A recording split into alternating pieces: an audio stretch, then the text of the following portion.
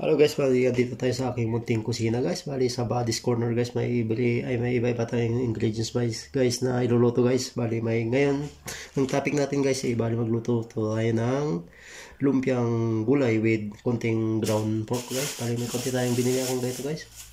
Bali mga to, kalahati lang guys. Bali ang ingredients natin guys dito yung cabbage, repolyo in Tagalog, tapos yung carrots, tapos yung green peas, green beans pa. Tapos yung sprouted guys, kung familiar kayo dito guys, bali ito yung guys, yung munggo guys, munggong pinatubo, ganun. Pinatubo, hindi yung bulkan guys ha. Tapos may konti tayong wrapper dito guys, tapos yung onion natin guys, ano guys is, let's start cook, begin. Tara guys. Still guys, dapat may gasol at saka, guys, ganito guys, lutan ba? Initin natin ng konti guys. Tapos pag medyo okay na guys, kasi medyo malamig pa. Okay, lagyan natin ng konting mantika guys. Yun. Okay, pinakadabis guys, konti lang yung mantika guys para hindi siya masyadong maluto yung gulay. Okay, make halo-halo. And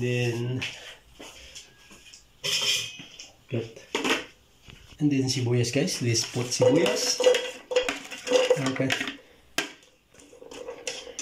and then make halo like this. English no. And then next ilagay natin yung guys, yung carrots guys, kasi ang gagawin natin guys, hindi masyadong luto guys, medyo half cook siya guys, kaya pwede natin, nasa sa inyo yun guys kung pwede yung pagsabay-sabay yun, pero pinakadabis na step by step guys. Kasi guys, hindi naman panta-panta yung kanito guys yung tawag dito, kapal ng gulay guys. Yes guys, hindi nagwat lang ito guys, yung lang segundo lang.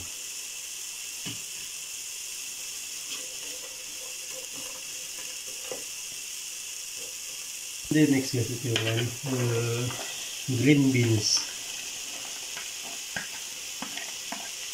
Dahil ito yung gulay sa malamig guys, ito sa Baguio. Okay, yung pinatubo guys, pinatubong munggo.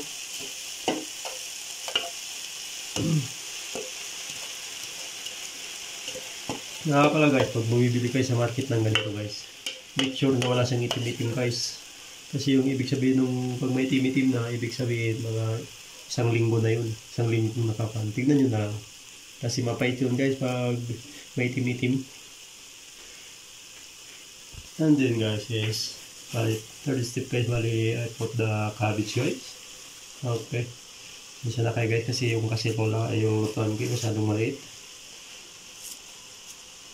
Kasi wala pa akong pambili. Okay guys. Kung nakita guys, bali ikon natin pag nagisa ng konti guys para mag-compress ba.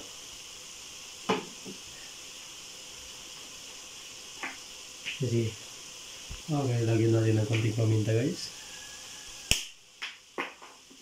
Hindi yung ginisa mix guys. Okay.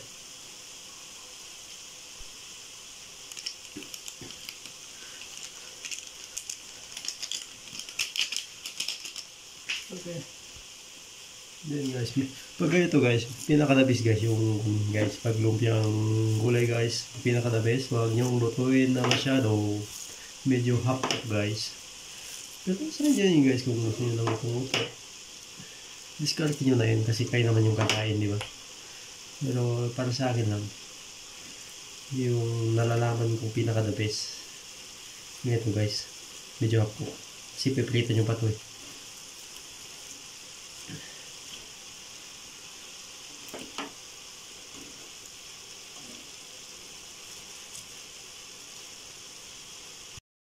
Okay, bali lagyan natin ng patis guys, patis yung 1 piece salt. Natapon. Okay, konti lang guys para hindi masyadong maalat. Bali ito yung guys yung pangkuhan lang niya ng medyo timpla lang niya. Ayan guys. Halo-halo like this. Ayan guys. Sa pag-isa pa lang ng gulay guys, make sure huwag yung tatakpan guys ha. Para ma-preserve yung kanya ba, yung green na green. Ayan guys. Okay, malapit na to guys. Tapos yung apoy niya guys, make sure ganyan. Katamtaman lang guys. Okay guys. Habang ginigisa natin yung gulay guys, igisa na rin natin yung ground beef ba? Ay, ground pork pala. Ayun guys, bali okay na yung gulay natin guys. Bali, ang gawin natin, ilipat natin sa ibang lalagyan guys para hindi siya ma-overcook guys. Ayun guys. Sakto lang yung pagkakagisa niya guys. Hindi masyadong half cook ba. Ayun guys, bali gisa natin yung ground pork guys. Lagyan natin ng konting mantika. Okay, sibuyas.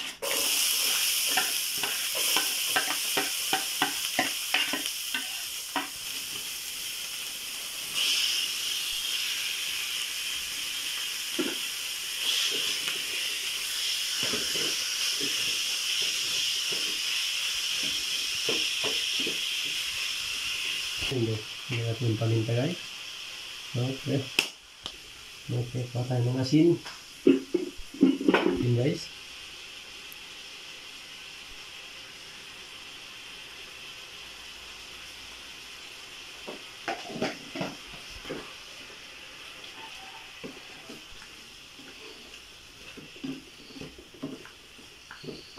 Bali ito yung ihalo natin guys sa lumpiang huli natin. Haluan natin ng konting karne guys.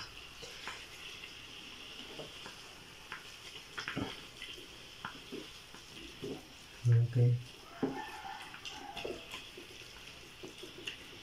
Yun guys, bali pag makita nyo maging golden brown na siya guys, is ready ito pa na guys.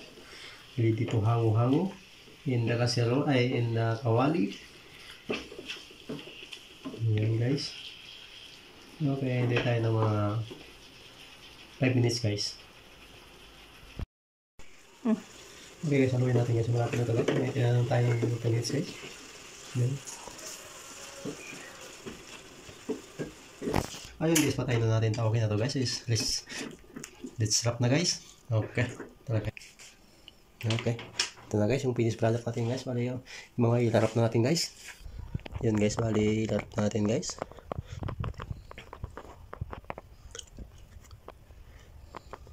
Sa pag-wrap kala guys, bahala ka discard nyo na kung ano yung nabis sa inyo. Pero pinaka-nabis guys, para hindi siya pumutok guys. Yung maigpit siya guys. Yun ang masasabi ko, maigpit yung pagkarap. Yung hindi siya parang ganyan lang guys. Yan.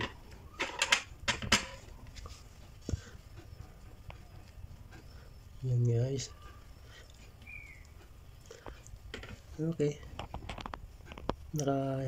Tapos na tayo ng isa guys.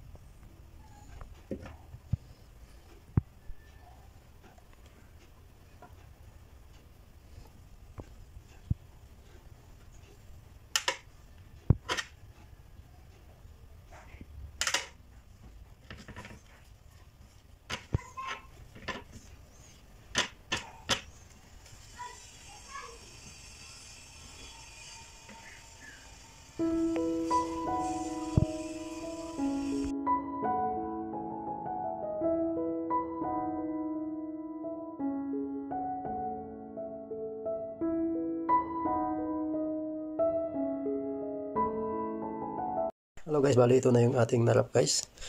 Bali, piprito natin guys. Yan guys, bali lagyan natin ng mantika guys. Yung pinakadabis dito guys, deep fried guys. Kahit mabilisan maluto. Initin natin ng konti guys, mantika. 3. Yan guys, pwede na guys, lagyan natin guys. Nga pala guys, make sure mahina yung apoy guys para hindi masunog kagad yung wrapper. Yan guys.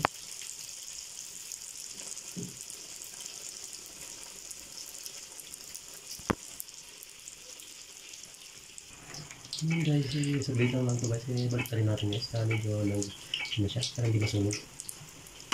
Guys.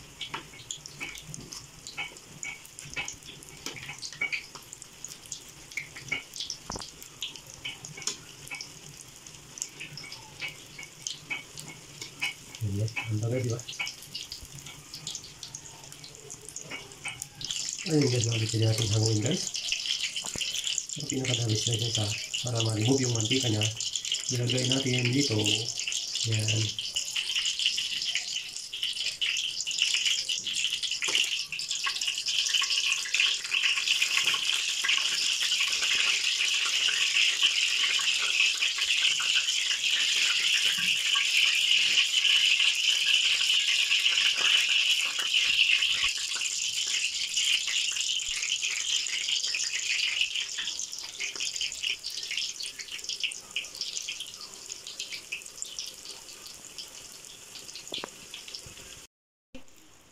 Yan guys, bali okay na nga yung finished product natin guys. Luto na lahat guys.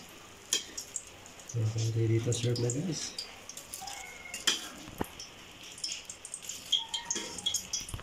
Ayan guys, yung ating lumpiang gulay guys.